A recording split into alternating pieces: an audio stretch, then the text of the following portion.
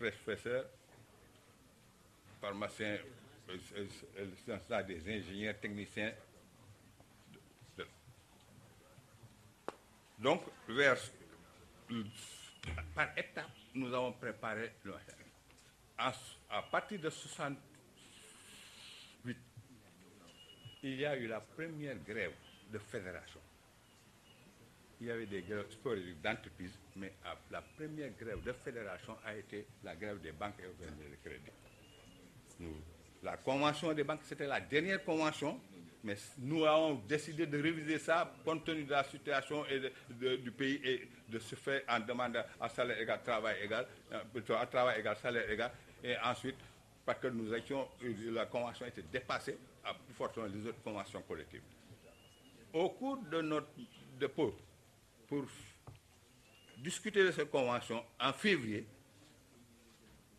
ils n'ont pas voulu. Nous avons décidé de faire une grève générale. Senghor l'a reçu le 22.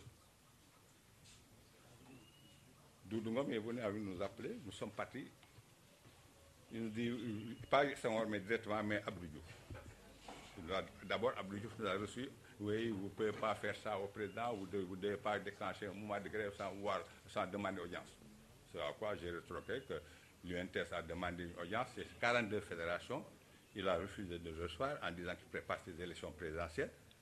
Et donc, nous, une fédération seulement ne peut pas demander de l'audience.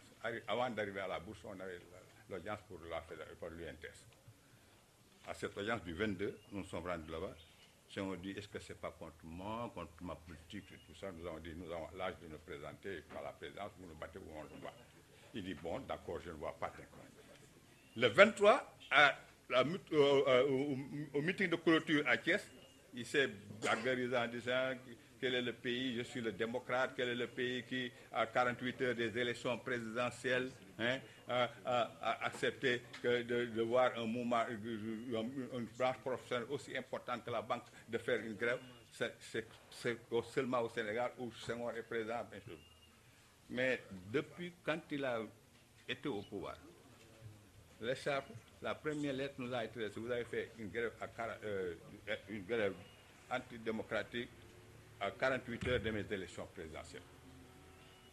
Pour vous dire que 68, donc, quand ils sont venus attaquer à la bourse, j'avais raccourci. Ils ont d'abord, à partir de 10 heures, ils ont commencé à manœuvrer. Lenteur, pour entourer la bourse. Nous avons alerté nos camarades Limpia, comme on a cité, nous avons alerté. Nous avons demandé qu'on dégage les femmes de la banque, parce que la banque, les banques avaient beaucoup de femmes. À 10h15, ils nous ont attaqués. Les gens ont pris la fuite, ils ont arrêté un bon nombre. Ils nous ont entouré le restant du bureau national. À 11h, ils sont rentrés à la bourse, ils nous ont arrêtés. Iber et nous, on ne connaissait pas beaucoup plus tôt. Moi, j'étais gringalé, j'étais membre du bureau, mais il n'y avait pas la télévision, les policiers. Nous ont été amenés à Médine. Non, à Médine d'abord. Non, ils nous ont amenés au camp Leclerc. On vous a amené à Camp Leclerc et on vous a amené encore à la gendarmerie de Médine. Parce que moi, on m'a amené à la gendarmerie. Et quand les gars ont demandé les membres du bureau national, c'est vous-même qui m'avez dit, c'est un piège. Parce que c'est moi, quand il a vu les gens qui ont été arrêtés, il n'a pas vu les autres, les soi-disant révolutionnaires qui sont téléguidés de l'extérieur. Il a demandé à la gendarmerie de faire le tour pour demander aux membres du bureau national de sortir pour qu'on puisse tenir une réunion. Nous avons été embarqués, toi, moi et Sidi Diop. Nous avons fait le tour jusqu'à l'Assemblée nationale. De l'Assemblée nationale, on est revenu à la rue Blanchot, en sens interdit. Ils nous ont atterri pour trouver les Alun Cissé et tout ça au niveau de là où on garde les accidentés, le peuple. Nous avons passé une nuit et deux, et on nous a maintenant amenés à Dodji. À Dodji, nous sommes restés quelques jours. C'est quand ils sont venus pour nous chercher.